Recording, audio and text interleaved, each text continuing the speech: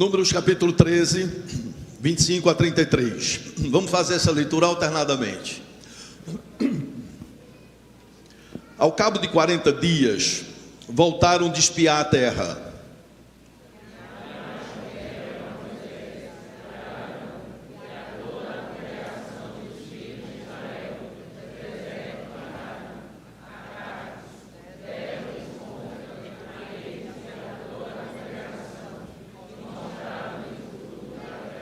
Relataram a Moisés e disseram: fomos à terra que nos enviaste, e verdadeiramente mana leite e mel, este é o fruto dela.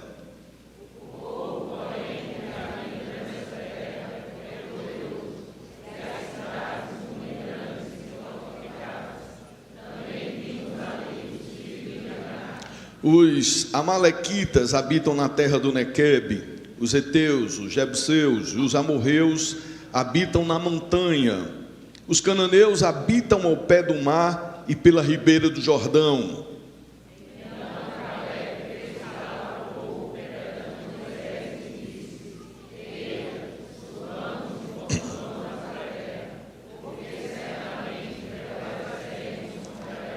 Porém os homens que com ele tinham subido disseram: não poderemos subir contra aquele povo, porque é mais forte do que nós.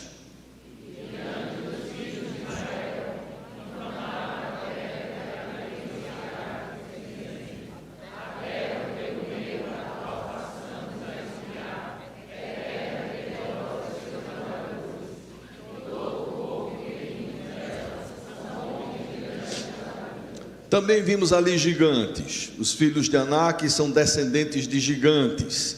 E éramos aos nossos próprios olhos como gafanhotos, e assim também o éramos aos seus olhos. Números 14, de 6 a 9, para a gente dar sequência. Números 14, de 6 a 9. Os irmãos...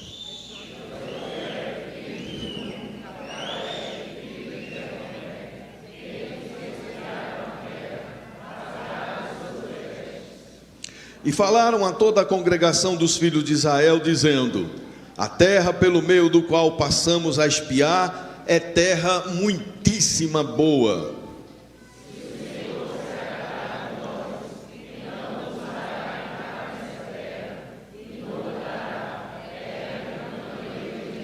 Todos, tão somente não sejais rebeldes contra o Senhor,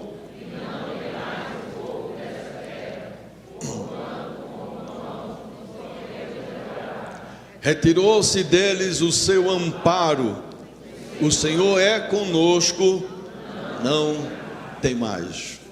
Vamos orar. Senhor, fala à tua igreja, fala ao teu povo, fala conosco, Senhor, nessa noite tão especial, que nos despedimos de um ano e estamos a ingressar num novo ano. Pai, no nome de Jesus, me enche com o Espírito Santo. Ó Senhor, me enche com o Espírito Santo, para que eu possa pregar a tua palavra com fidelidade, com unção, com graça, que a tua glória venha sobre nós, pois nós pedimos em nome de Jesus. Amém, Senhor, amém. Meus amados, no texto lido nós encontramos que Moisés enviou 12 homens para espiarem a terra prometida. Os 12 tiveram a mesma experiência. E é bom destacar isso, os 12 tiveram a mesma experiência. Viram que a terra era boa, assim como Deus prometeu. Viram que na terra os habitantes seriam um grande desafio a serem vencidos. Mas 10 tiveram uma atitude completamente equivocada, extremamente negativa. 10 foram um verdadeiro fracasso no cumprimento da sua missão. Eles encarnaram o não posso, o não podemos, não vamos conseguir. 10, mas 2 tiveram uma atitude diferente, tiveram um outro espírito, viram os mesmos obstáculos, mas assumiram uma atitude vencedora, e eles afirmaram: nós podemos, certamente prevaleceremos. Meus queridos irmãos, somente os vencedores entraram na terra prometida. E nós conhecemos os seus nomes, Josué e Caleb. Os 10 não sabemos nenhum nome deles, porque foram derrotados, foram vencidos. Essa história, querido, nos ensina algumas lições preciosas sobre uma vida vitoriosa. Quantos aqui desejam ter uma vida vitoriosa? Por favor, diga amém. Amém. Esse texto nos ensina a ter uma vida vitoriosa. E é por isso que nós queremos meditar nesse tema. Seja um vencedor. Qual é o nosso tema? Seja um vencedor. E como é que nós podemos ser vencedores? Primeira lição, queridos, que nós encontramos no texto, é não superestimando a adversidade. E eu gostaria de destacar essa lição. Qual a primeira lição para sermos vencedores? Qual é a lição? Não superestime a adversidade. Versículo 27, leamos mais uma vez todos. Relataram a Moisés e disseram: fomos à terra que nos enviastes e verdadeiramente mana leite e mel, este é o fruto dela. Foi assim como Deus prometeu, como Deus falou. Aí vem o versículo 28. O povo, porém, que habita nesta terra é poderoso, e as cidades muito grandes e fortificadas. Também vimos ali os filhos de Anak. Meus amados, os espias inicialmente apresentaram os fatos. A terra é boa, como Deus falou. O povo é poderoso e tem até gigantes. Mas nesse ponto eles cumpriram a sua missão com fidelidade, narrando os fatos. Era isso que eles tinham visto, era a grande realidade. Mas quando eles apresentaram as suas percepções, uma coisa é fato e outra coisa são as nossas percepções, eles fracassaram. Versículo 31, leamos. Porém, os homens que com eles tinham subido disseram: não poderemos subir contra aquele povo, porque é mais forte do que nós. E aí o versículo 32, queridos, nós precisamos prestar bem atenção nessa percepção que eles tiveram, uma percepção equivocada. Versículo 32, e diante dos filhos de Israel, infamaram a terra que haviam espiado, dizendo, todos por favor leiam comigo, a terra pelo meio da qual passamos a espiar, é terra que devora os seus moradores, e todo o povo que vimos nela são homens de grande estatura. Veja só, o texto é claro quando diz que a percepção deles estava equivocada, ao ponto deles dizerem que a terra devora os habitantes. E aí o versículo 33, também vimos ali gigantes, os filhos de Anak são descendentes dos gigantes, e éramos aos nossos próprios olhos como gafanhotos, e assim também o éramos aos seus olhos. Meus queridos irmãos e irmãs, nós não podemos negar que o desafio para a conquista da terra prometida era grande, era um grande desafio sim, mas nós não podemos admitir que os espias se tornassem tão pessimistas como foram e como expressaram as suas percepções. Eles supervalorizaram a adversidade, eles supervalorizaram o inimigo, eles supervalorizaram a situação adversa. E eles afirmaram: é terra que devora os seus moradores, e nós somos como gafanhotos. Meus amados, vamos nos lembrar agora quem eram esses espias. E aí vamos para Números, no capítulo 13, lemos o versículo de 1 a 3. Vamos ver quem eram esses espias. Quem eram esses homens que estavam dizendo que nós somos como gafanhotos? Versículo 1, disse o Senhor a Moisés: envia homens que espiem a terra de Canaã, que eu hei de dar aos filhos de Israel. De cada tribo de seus pais enviareis um homem, sendo cada qual príncipe entre eles, versículo 3, enviou Moisés ao deserto de Parã, segundo o mandado do Senhor. Todos aqueles homens eram cabeças dos filhos de Israel. Esses homens eram príncipes, eram cabeças, eram líderes, mas eles afirmaram: nós somos como gafanhotos. Amados irmãos, é terrível quando nós nos desvalorizamos ao ponto de nos acharmos como um inseto.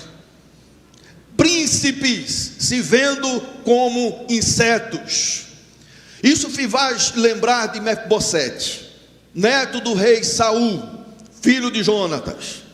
Davi, quando por amor a Jonatas, seu grande amigo, e aqui eu gostaria de abrir um parêntese, querido, quando a Bíblia trata dessa amizade de Davi com Jonatas, existe um movimento que quer desviar essa amizade, uma amizade sincera, uma amizade pura, levando para um lado completamente cheio de ideologia. E eu quero chamar a sua atenção, porque esse amor não tem nada a ver com a homoafetividade. A palavra de Deus, na palavra de Deus nós encontramos 4 tipos de amores. O amor incondicional, o ágape, que este é o amor que Deus tem para com a humanidade, para comigo e com você, é um amor incondicional. Existe o amor fraternal, filéu, e este amor entre amigos, é o amor de afeto, de calor e ternura, amizade sincera e verdadeira. Existe o amor romântico, eros, esse é o amor baseado na atração física, sexual. E existe o amor familiar, estorge, esse é o amor natural entre membros da família, como entre pais e filhos. O amor entre Davi e Jonatas era um amor fraternal, filéu, amizade verdadeira. Não tem nada com que esse movimento queira colocar, queira distorcer, queira desviar da verdade da palavra de Deus. E por conta dessa amizade profunda, que Davi decidiu favorecer a Jonatas, o filho de Jonatas.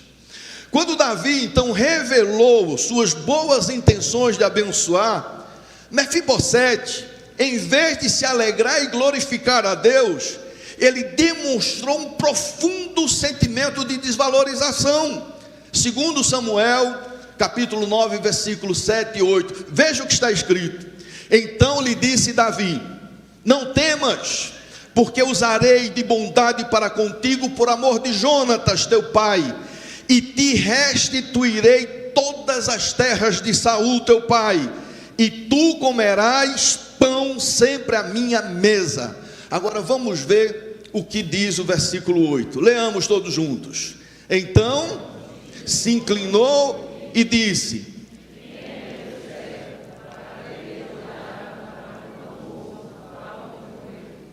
meus amados, se achar um cão, se comparar com um animal, já é uma comparação terrível. Mas se achar como um cão morto, o nível de desvalorização é muito intenso. Esse neto de rei, ele se achava um cão morto. Príncipes se achando como insetos e como animal morto.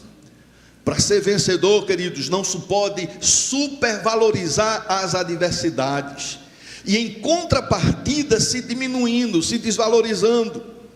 Vamos pensar em Davi, queridos. Diante do gigante Golias, Davi assume uma atitude de vencedor.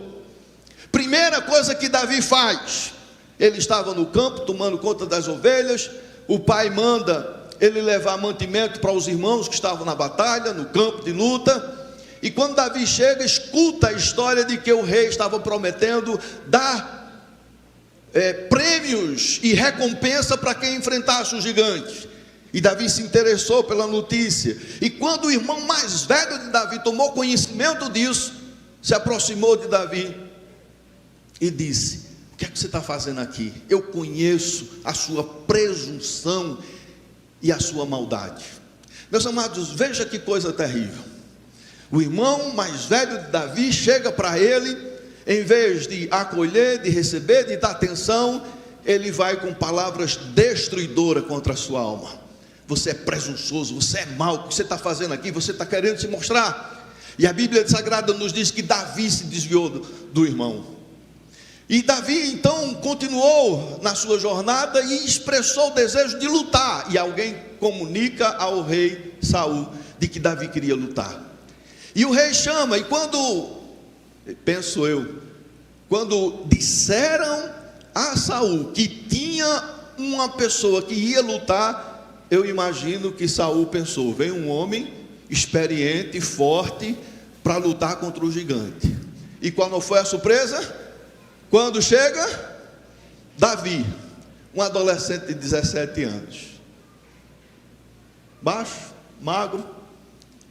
E aí quando o rei olha, diz: você não pode, porque o gigante, ele é experiente, ele está bem armado, e você não tem experiência nenhuma. E aí Davi toma uma atitude de vencedor, ele diz: eu posso, com a ajuda de Deus, eu vou vencer esse gigante.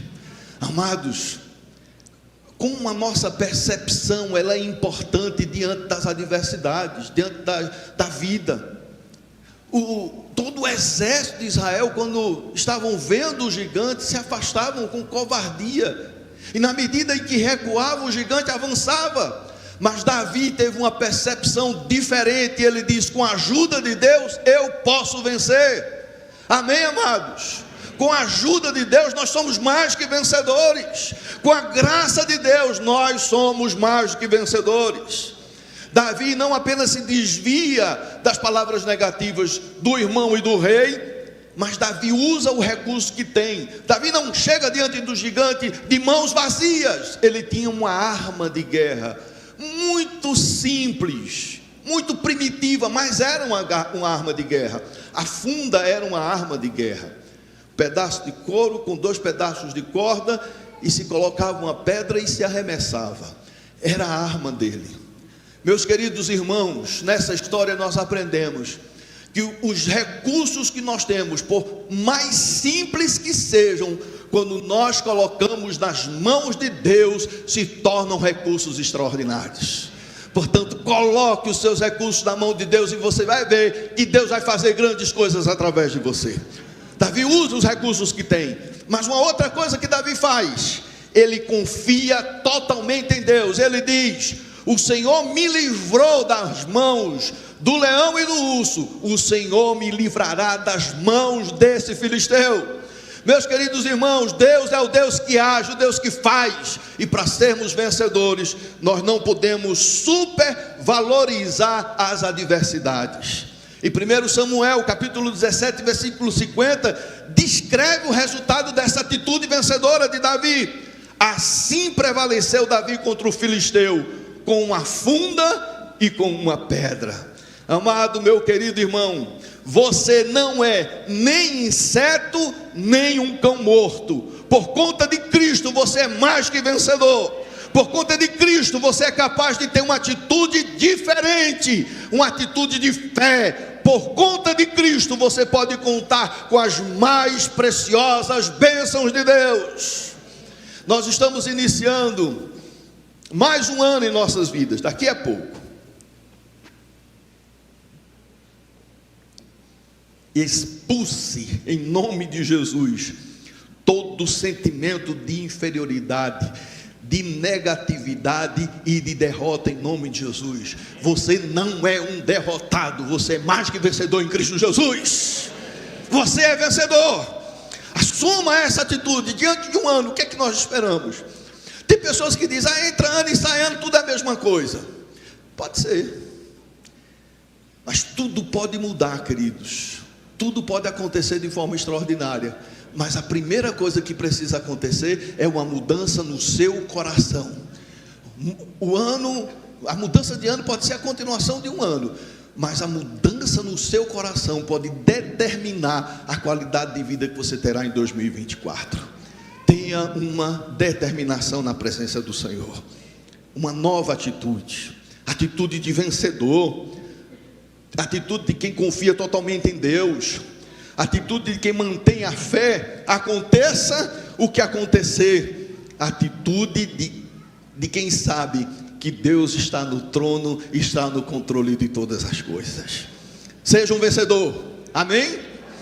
Primeiro, não superestime as adversidades. E a segunda lição, creia nas promessas de Deus. Qual a segunda lição? Versículo 31, leamos. Porém os homens que com eles tinham subido disseram: não poderemos subir contra aquele povo, porque é mais forte do que nós. Vejamos o detalhe. Fato: aquele povo é mais forte do que nós. Conclusão: não podemos subir. Os espias chegaram a esta conclusão baseado apenas na perspectiva humana, baseado em uma premissa equivocada de que quem é mais forte sempre vence. Eles não levaram em consideração o que Deus havia prometido. Em Números capítulo 13, versículo 1 e 2 está escrito: disse o Senhor a Moisés: envia homens que espiem a terra de Canaã, que eu hei de dar aos filhos de Israel. No versículo 2 nós encontramos a promessa. Deus promete dar a terra de Canaã aos filhos de Israel. E vejamos um detalhe, queridos, o texto diz: eu hei de dar. Eu quem? Eu sou, o Deus Todo-Poderoso, aquele que não falha no cumprimento de suas promessas. Amados irmãos, os príncipes ignoraram as promessas de Deus. Eles foram enviados porque Deus prometeu dar uma terra boa e produtiva. Eles viram que a terra era boa, era como Deus havia prometido, mas duvidaram do poder de Deus em dar a terra, duvidaram do cumprimento da promessa divina. Não só ignoraram a promessa, como incitaram a incredulidade dos filhos de Israel, do povo de Israel. E o resultado? Nenhum deles sequer, eles não entraram na terra prometida. Quando se duvida das promessas de Deus, só se colhe derrotas e fracassos. A maior e mais importante promessa de Deus para o seu povo é a vida eterna em Cristo Jesus. Deus prometeu uma Canaã celestial, e a única condição para possuir a terra prometida é crendo em Jesus como Salvador e se submetendo a Ele como Senhor. Permaneça firme na fé, meu irmão, em nome de Jesus, porque o Senhor nos prometeu a Canaã celestial. Meus amados, nós estamos vivendo nos últimos dias, não tenho dúvida disso. E nós encontramos três tipos de pessoas. Primeiro, os legalistas, aqueles que ultrapassam o que está escrito, querem ser mais santos do que a Bíblia diz como viver em santidade. Existem os liberais, aqueles que negam os textos das Escrituras Sagradas, dizendo: não é assim como está escrito, de uma forma tão radical. Mas existem os apóstatas, que abandonaram a genuína fé cristã e estão perdidos e tentando levar outros à perdição. Cuidado, meu irmão, minha irmã, em nome de Jesus. Não se afaste nunca das promessas de Deus. Não se afaste jamais da bendita palavra do Senhor. Cuidado com os espias derrotados que querem te levar à derrota. Não se deixe levar por eles, em nome de Jesus. Somente aquele que está firme na palavra de Deus, esse vence. E isso aconteceu com Josué e Calebe. Quando o povo se agitou com a narrativa dos espias que a terra tinha gigantes, Calebe se posicionou pela primeira vez. Versículo 30, então Calebe fez calar o povo perante Moisés e disse: eia, subamos e possuamos a terra, porque certamente prevaleceremos contra ela. Na NVI, a tradução é certo que venceremos. Na nova tradução, na linguagem de hoje, traduz: nós somos fortes e vamos conseguir isso. E na NA, vamos subir agora e tomar posse da terra, porque somos perfeitamente capazes de fazer isso. Queridos, é essa atitude que nós devemos ter, atitude de vencedor, de quem se fundamenta nas promessas de Deus, na palavra de Deus. Mas o povo não se inclinou à palavra de fé e ousadia de Calebe. Eles se inclinaram à palavra de incredulidade dos 10 espias, e eles se rebelaram contra o Senhor. Mas Calebe não desistiu de convencer o povo. Se juntou a Josué e exortaram a todo o povo, versículo 7, e falaram a toda a congregação dos filhos de Israel, dizendo: a terra pelo meio do qual passamos a espiar é terra muitíssima boa. Se o Senhor versículo 8, todos, se o Senhor se agradar de nós, então nos fará entrar nessa terra e nos dará terra que emana leite e mel. Versículo 9, tão somente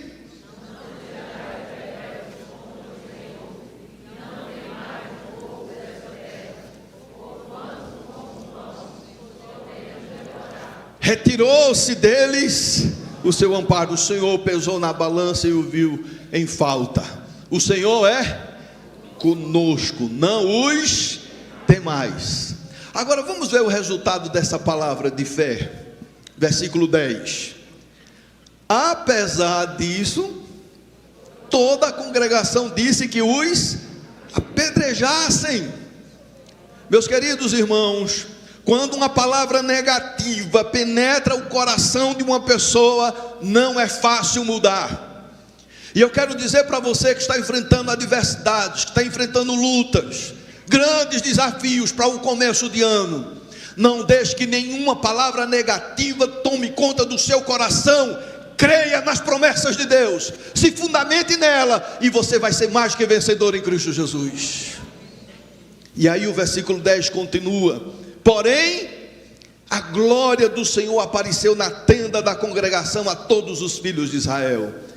Versículo 11, disse o Senhor a Moisés: até quando me provocará este povo, e até quando não crerá em mim, a despeito de todos os sinais que fiz no meio dele?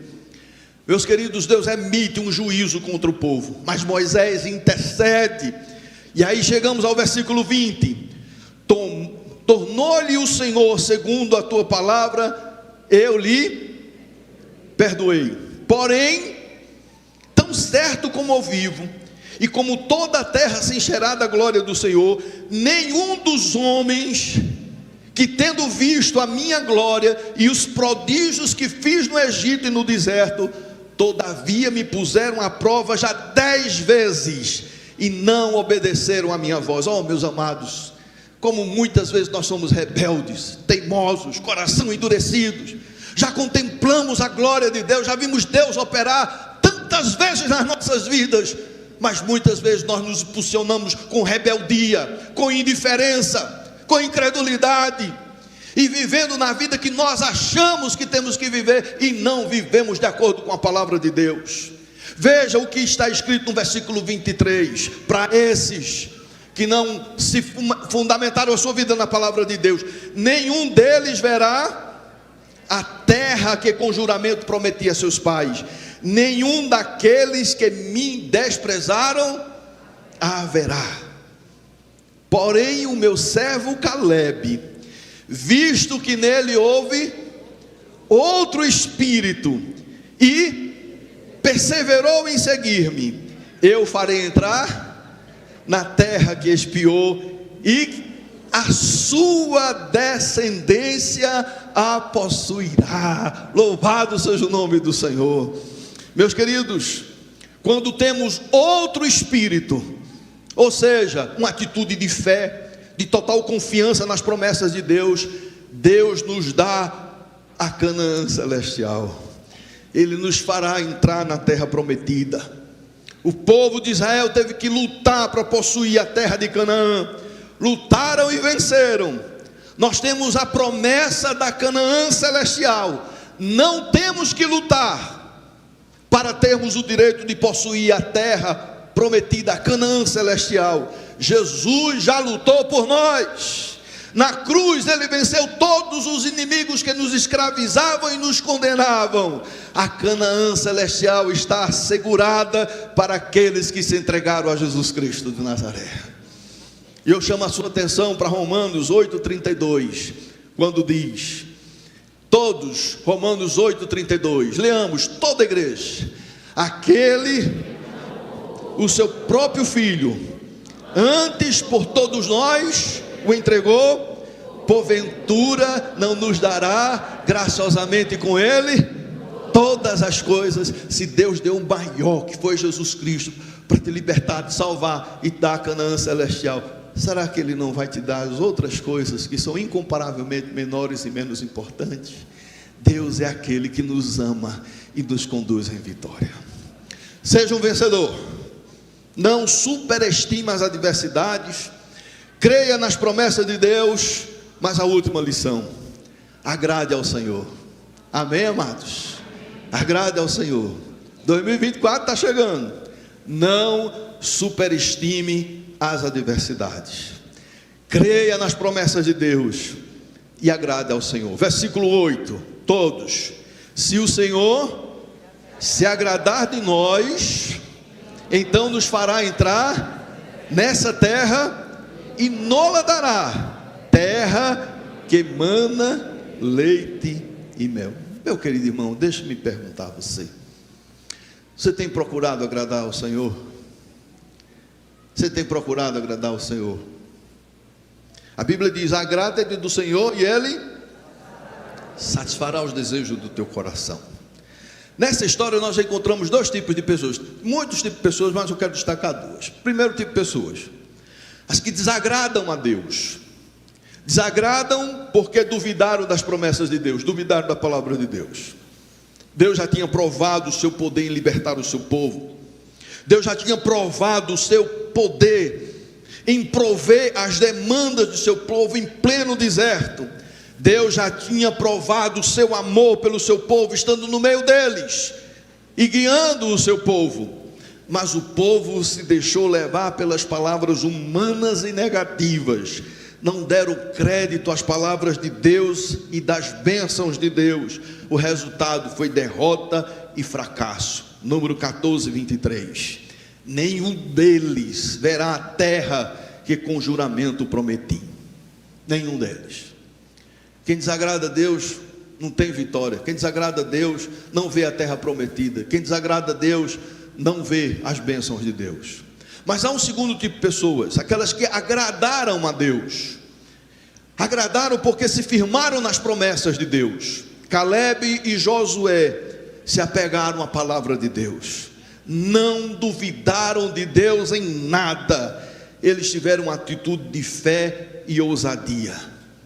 Meu querido irmão, se apegue à bendita palavra do Senhor. Versículo 9, tão somente não sejais rebeldes contra o Senhor, e não temais o povo dessa terra, porquanto, veja a percepção totalmente diferente, como pão os podemos devorar. Os outros príncipes se acharam como inseto, o neto do rei se achou como um cão morto, mas Josué e Calebe, ele se posiciona e diz, como pão nós podemos devorar esse povo. O Senhor é conosco, não o temais. Amados, esta palavra é poderosa. Esta palavra é poderosa. Afirme ela, tome posse a essa palavra quando diz, o Senhor é conosco. Amém? Vamos afirmar todos, o Senhor é conosco. Agradamos a Deus quando confiamos totalmente em Deus. Agradamos a Deus quando cremos firmemente na palavra do Senhor. Agradamos a Deus quando obedecemos fielmente às palavras do Senhor. E o resultado, queridos, é vitória. Amém? É vitória. É vitória. Números 14, 24. Porém o meu servo Calebe, visto que nele outro espírito, e perseverou em seguir-me, eu farei entrar na terra que espiou, e a sua descendência possuirá a terra. Bendito seja o nome do Senhor. E aqui eu quero concluir, já convidando a equipe de louvor. Temos duas promessas da parte de Deus. Tem muitas promessas, mas eu quero destacar duas. A primeira promessa é a Canaã celestial, é o céu, a vida eterna, é a glória. Para essa conquista, não precisamos lutar. Jesus já a conquistou por nós. Amém? Crê em Jesus como seu Salvador, obedeça a Jesus como Senhor. Mas há uma segunda promessa, que é a Canaã terrena. E aqui, queridos, de uma forma simbólica, representando todas as conquistas humanas, todos os sonhos, todos os desejos, todos os alvos, aquilo que nós intentamos no coração, os nossos projetos. Para essa conquista, você tem que lutar, se esforçar e se dedicar.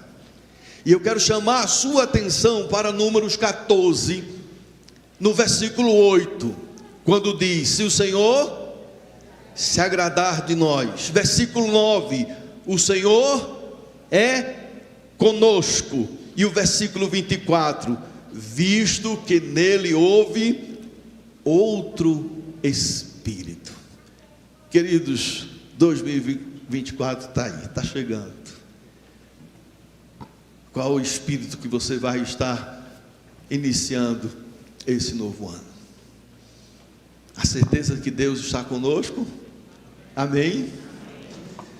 A certeza de que Deus cumpre as suas promessas, a sua palavra?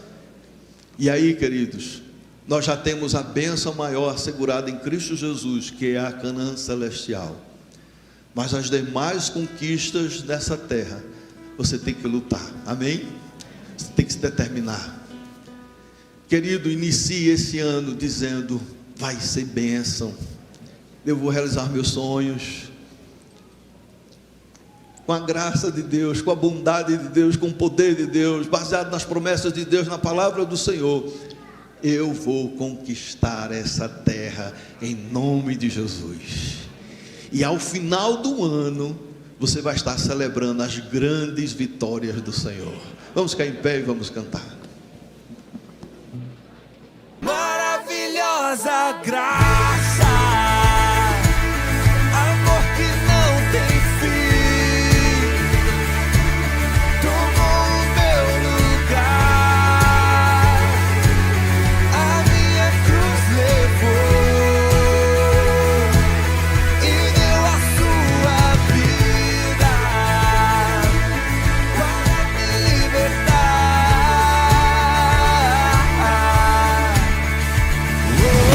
Jesus, eu canto pelo que fez por mim.